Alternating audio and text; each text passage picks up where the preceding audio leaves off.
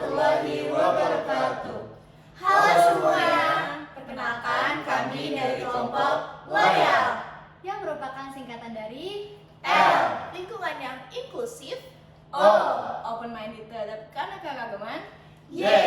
yakin pada nilai-nilai keberagaman. A. Adil dalam perlakuan terhadap semua budaya.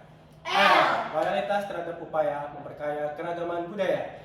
Nah, selama beberapa menit ke depan, kita bakalan ngajak kalian semua untuk menggali kebudayaan apa aja sih yang ada di Indonesia melalui Loyal Podcast.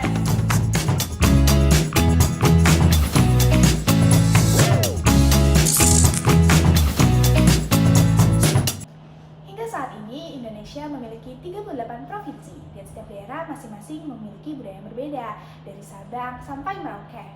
Jadi setiap daerah pasti memiliki ciri khasnya masing-masing. Maka dari itu kita akan cari tahu apa aja sih mengenai budaya yang ada di Indonesia.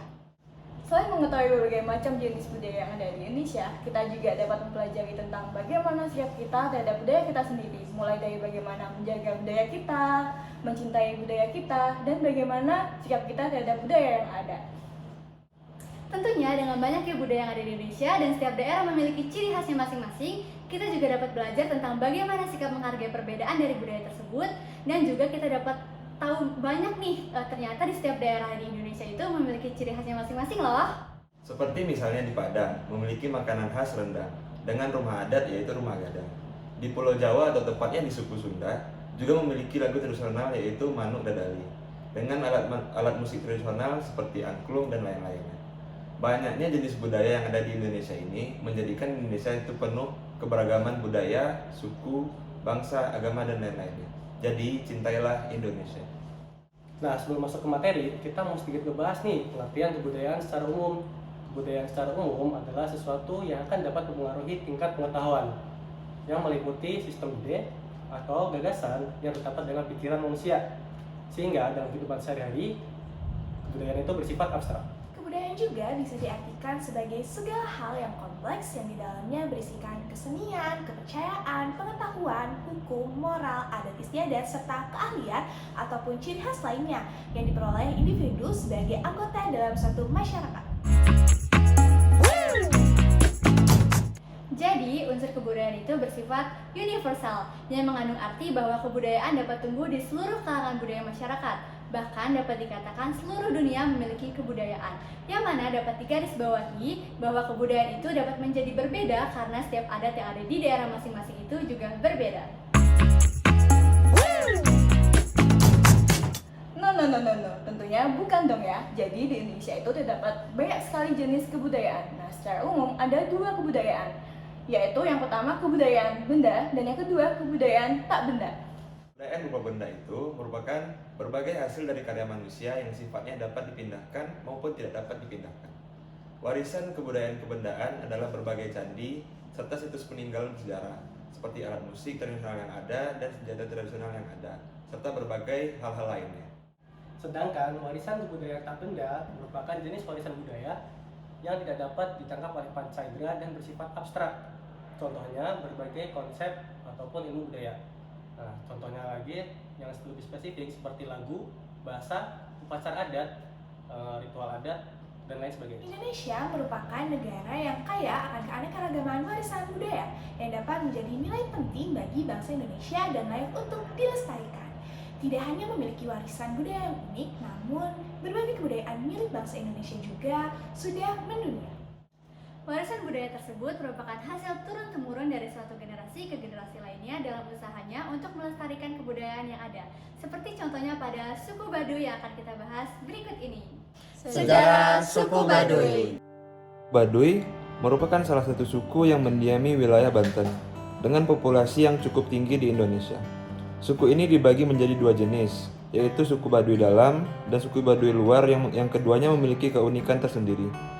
Kehidupan suku ini bisa dibilang sederhana dan menyatu dengan alam. Mereka menjaga keseimbangan alam dan manusia di daerah mereka. Kehidupan yang sederhana dan jauh dari kata serakah membuat suku ini mampu bertahan hanya dengan memanfaatkan sumber alam. Namun, kesederhanaan ini juga memiliki efek samping seperti adanya isolasi diri dan tidak mampu membaur bagi suku Baduy dalam. Ada beberapa versi tentang asal-usul suku ini di kalangan para peneliti, yang sampai saat ini masih diperdebatkan keabsahannya. Ada sejarah yang mengatakan Banten merupakan daerah penting bagi kerajaan Sunda yang berpusat di sekitar Bogor pada abad ke-16. Namun, upaya Kesultanan Banten untuk merebut tanah Banten dari kerajaan Sunda mengalami berbagai rintangan. Salah satunya pada saat perintah Raja Kesultanan Banten yang memerintahkan bala tentara menyelamatkan sungai penting di daerah Banten. Suku Baduy juga diperintahkan oleh raja untuk melestarikan budaya nenek moyang. Oleh sebab itu, mereka masih menyembah arwah nenek moyang. Keyakinan ini disebut dengan Sunda Wiwitan atau menyembah nenek moyang yang dianggap suci atau telah disucikan. Banyak yang masih mengaku bahwa suku ini beragama Hindu atau Buddha, namun kepercayaan yang mereka anut berbeda dari kedua agama tersebut.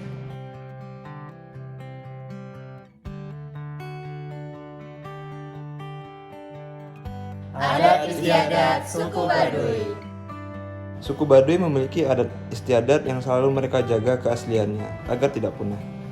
Berbagai adat istiadat ini mereka lakukan untuk menghormati arwah leluhur nenek moyang dan dipercaya dapat menjauhkan dari segala mara bahaya.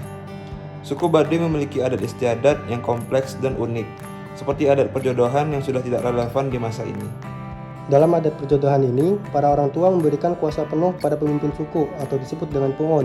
Nah, nantinya puon ini yang akan mencarikan jodoh bagi anak mereka yang sudah disesuaikan perhitungannya agar tidak menimbulkan celaka. Puon atau pemimpin suku merupakan seseorang yang dapat menentukan hukum bagi seluruh orang dalam suku tersebut. Adat lain yang tersimpan dalam suku Baduy adalah adat masa tanam dan masa panen. Kedua masa ini harus melewati prosesi adat yang ditentukan oleh puon. Keunikan adat istiadat dari suku di Banten ini tidak jarang membuat orang di luar suku tersebut merasa aneh.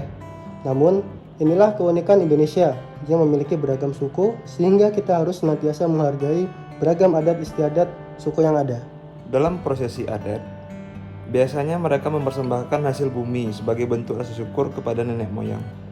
Mereka berpendapat bahwa alam yang asri dan mampu memberikan mereka sumber makanan merupakan hadiah dari nenek moyang. Adat Baduy juga tidak memperbolehkan untuk terlalu sering membunuh hewan termasuk ayam. Oleh karena itu, ayam hanya dipotong ketika ada acara adat maupun pesta pernikahan. Keunikan adat dari Baduy ini diharapkan mampu memperkaya Indonesia dalam kebudayaan tradisional yang tidak boleh hilang dimakan waktu. Keunikan suku Baduy. Suku Baduy juga mengenal tradisi puasa. Namun, puasa ini dijalankan selama 3 bulan berturut-turut yang disebut dengan Kawulu. Dalam masa Kawulu ini, penduduk luar tidak diperbolehkan untuk berkunjung maupun menginap di dalam area suku Baduy dalam, namun masih diperbolehkan berkunjung di suku Baduy luar. Dalam masa Kawulu ini, suku Baduy beribadah dan memanjatkan doa kepada para leluhur atau nenek moyang agar diberikan keselamatan. Nilai yang terkandung yaitu sebagai bentuk penghormatan, bentuk rasa syukur atas keberhasilan pertanian, dan memberikan atau menyucikan diri dari hawa nafsu yang buruk. Suku Baduy juga tidak memiliki lahan khusus untuk pemakaman. Mereka menganggap bahwa orang yang sudah meninggal seharusnya kembali ke alam, sehingga tidak membutuhkan lahan khusus untuk pemakaman. Orang yang sudah meninggal dipercaya masih membutuhkan tempat tinggal maupun tempat makan, sehingga yang hidup harus berbagi dengan siapapun, termasuk dengan nenek moyang maupun orang yang sudah meninggal.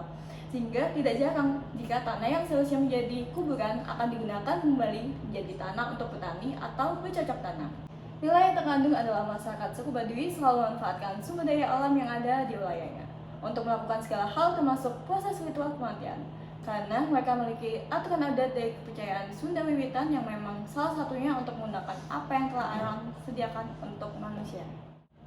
Keunikan lain dari suku ini adalah saat rumah bukanlah sebagai alat untuk mengukur kekayaan, melainkan benda bernama tembikar.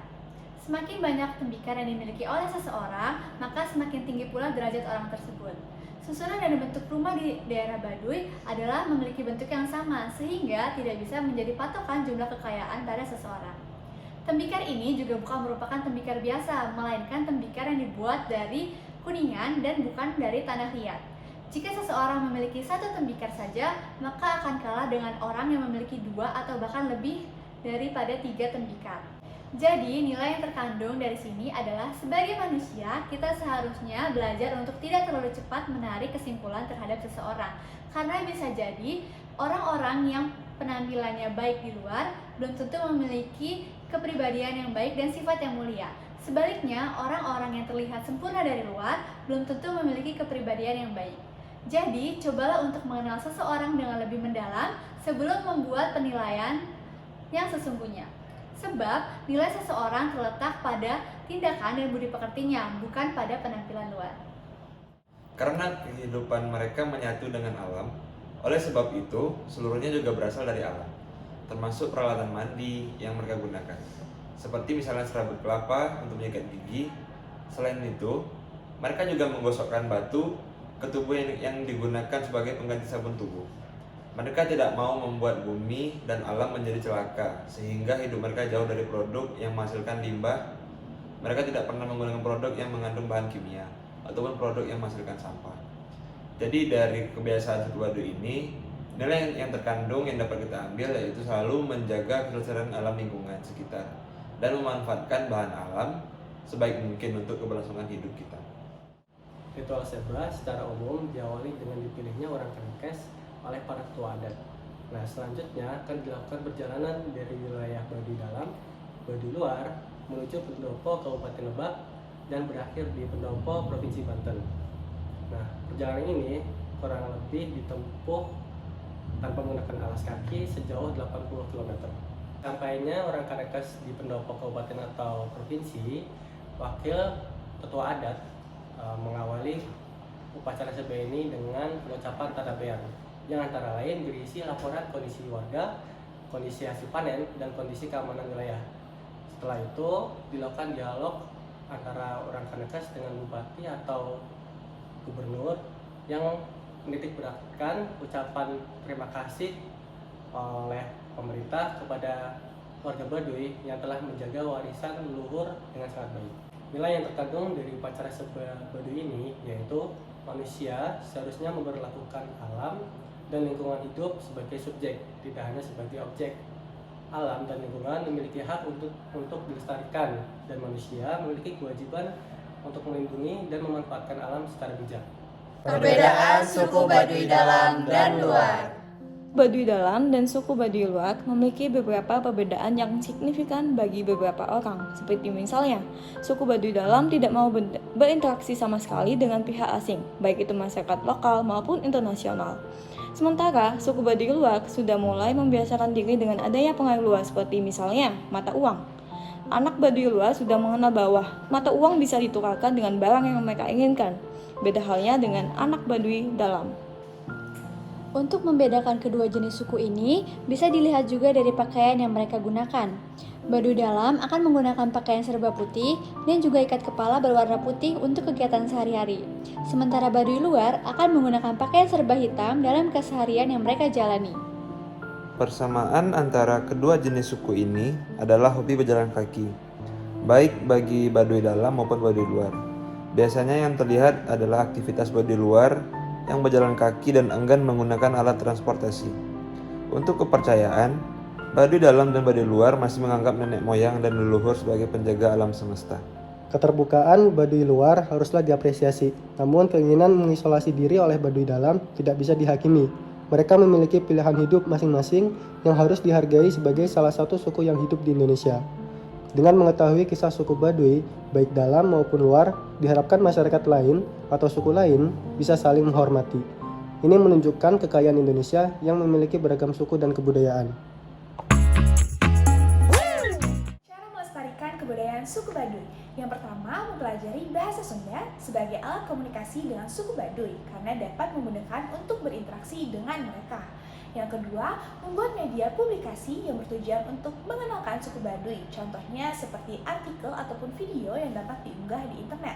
Yang ketiga, berkunjung ke daerah suku Baduy agar dapat mengenal langsung dan mempelajari lingkungan dan gaya hidup dari masyarakat suku Baduy.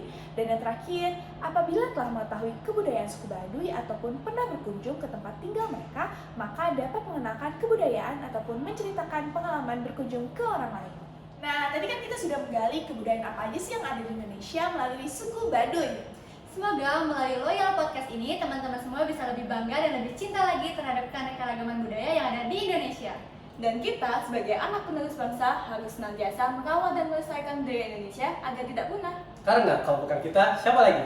Kalau bukan sekarang, kapan lagi? Terima kasih bagi yang sudah menonton. Semoga bermanfaat untuk kita semua. Wassalamualaikum warahmatullahi wabarakatuh. Dadah!